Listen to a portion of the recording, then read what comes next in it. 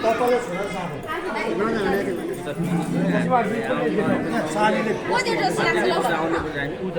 सालीसम्म बस्छ तिमीले के लाग्छौ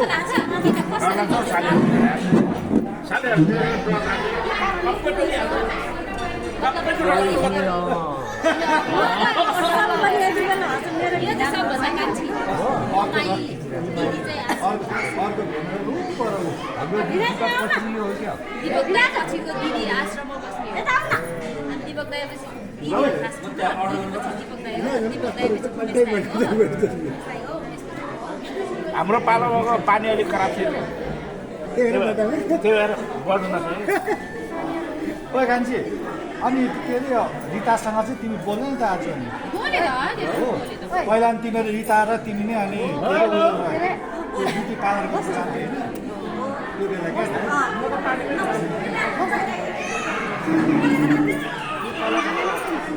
सेमलाई अहिले हाम्रो बाउ जस्तो उसको बाउ जस्तो देखेको छ ठ्याक्कै झ्याएर त भरिलो थियो ठ्याक्कै झ्याएर त मोटो थियो त्यसलाई चाहिँ सेम तामाङ दियो